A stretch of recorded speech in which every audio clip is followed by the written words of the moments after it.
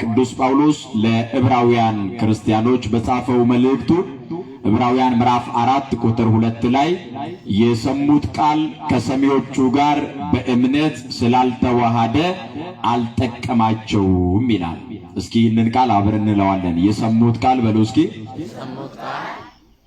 አማርኛ ትችላላችሁ አይደል? ምንም ጥርጥር የለውም። ስለዚህ ከፍ አድርጋችሁ ተናገሩ። ሌላም ቋንቋ ነበረኝ፣ ያው እናንተ ስለማትሰሙት ይቻላል።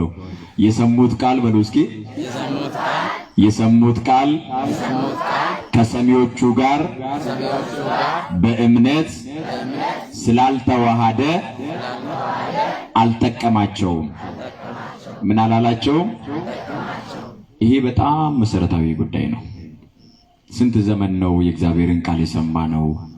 ስንት ጊዜ ነው መጽሐፍ ቅዱስ ያነበብነው? ስንት ጊዜ ነው ቆመን ያስቀደስነው? ስንት ጊዜ ነው ገብተን የቀደስነው? ስንት ጊዜ ነው የሰበክነው? ስንት ጊዜ ነው የዘመርነው? ግን ይሄ ሁሉ ሲጠቀለል ስንቶቻችን ተጠቀምንበት? ስንቶቻችን መንፈሳዊ ፍሬ አፈራን? ስንቶቻችን ተለወጥንበት? ስንቶቻችን ቅዱስ ሥጋውና ክቡር ደሙን ተቀበልን? ስንቶቻችን ከእግዚአብሔር ጋር ታረቅን?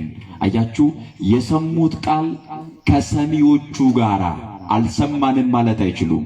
አንዳንድ ሰዎች 40 ዓመት ኦርቶዶክስ ቤት ነበርኩኝ ብለው ይናገራሉ።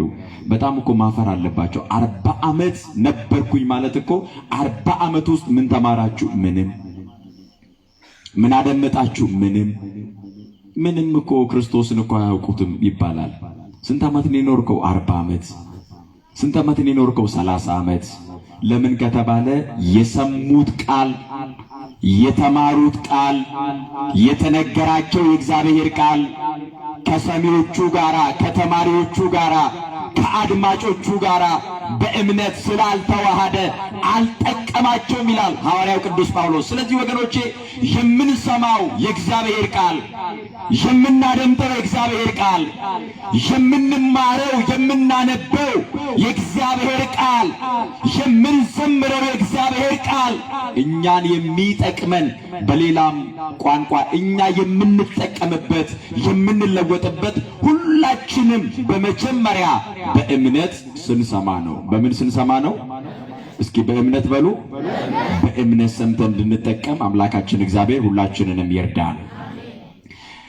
ጌታችን መድኃኒታችን ኢየሱስ ክርስቶስ ለስም አጠራሩ ክብር ይግባውና በዘመነ ስጋዌው የመጣበትን በስጋ የተገለጠበትን ሰው የሆነበትን ዋናውን ዓላማ ፈጽሞ አከናውኖ ሁሉን ከጨረሰ በኋላ በሞቱ ሞታችንን ገድሎ በትንሣኤው ኃይል የኛ ጌታ በዝግ መቃብር ከሞት ከተነሳ በኋላ ለደቀ መዛሙርቱ 40 ቀን እየታያቸው መጽሐፈ ኪዳንን ካስተማራቸው በኋላ 40 ቀን እየታያቸው ፈርተው የነበሩትን እያበረታ፣ ተጠራጥረው የነበሩትን ችንካሩን እያሳየ፣ ጎኑን እያሳየ እያሳመናቸው፣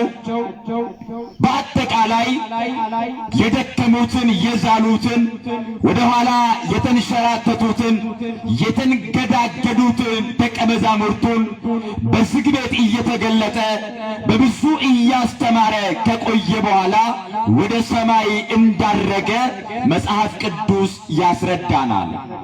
የክርስቶስን ዕርገት በተመለከተ ወንጌላዊ ቅዱስ ማርቆስ በቅዱስ ማርቆስ ወንጌል ምዕራፍ 16 ላይ፣ ወንጌላዊ ቅዱስ ሉቃስ በቅዱስ ሉቃስ ወንጌል ምዕራፍ 24 ላይ፣ እንዲሁም ደግሞ ወንጌላዊው ቅዱስ ሉቃስ በዚህ በሐዋርያት ሥራ ምዕራፍ 1 ላይ በስፋት ዘግበውልናል።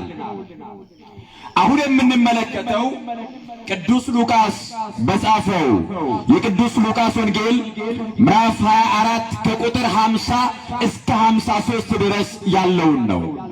ቅዱስ ሉቃስ በአዲስ ኪዳን መጻሕፍት ውስጥ 2 መጻሕፍት አሉት። ስንት መጻሕፍት አሉት? መልሱልኝ። ስንት መጻሕፍት? አንደኛው የቅዱስ ሉቃስ ወንጌል ተብሎ የተነገረው ነው። ሁለተኛው ደግሞ የሐዋርያትን አገልግሎት፣ የሐዋርያትን ሥራ፣ የሐዋርያትን ትምህርትና ተአምራት የዘገበበት ገድለ ሐዋርያት ወይም ደግሞ የሐዋርያት ሥራ ተብሎ የሚጠራው መጽሐፍ ነው። ሁለቱንም የጻፈው ለአንድ ሰው ነው። በዘመኑ እጅግ የተከበረ ቴዎፍሎስ ተብሎ ለሚጠራ ሰው የተላከ ደብዳቤ ነው። ረድኤትና በረከቱ ከሁላችንም ጋር ትሁን። ቅዱስ ሉቃስ ጌታችን መድኃኒታችን ኢየሱስ ክርስቶስ በሥጋ እንደሚገለጥ የመላእክት አለቃ ቅዱስ ገብርኤል ለእመቤታችን ለቅድስት ድንግል ማርያም ብስራት ከተናገረበት የቅዱስ ሉቃስ ወንጌል ምዕራፍ 1 ቁጥር 26 ጀምሮ የክርስቶስን በሥጋ መገለጥ በስፋት 24 ምዕራፍ ሰጥቶ ጽፎልናል። አምላካችን መድኃኒታችን ኢየሱስ ክርስቶስ ለምን ሰው ሆነ? አሁን ሰዎች መረዳት ያቃታቸው ይሄንን ነው። ለምንድነው በሥጋ የተገለጠው? ለምንድነው ሰው የሆነው?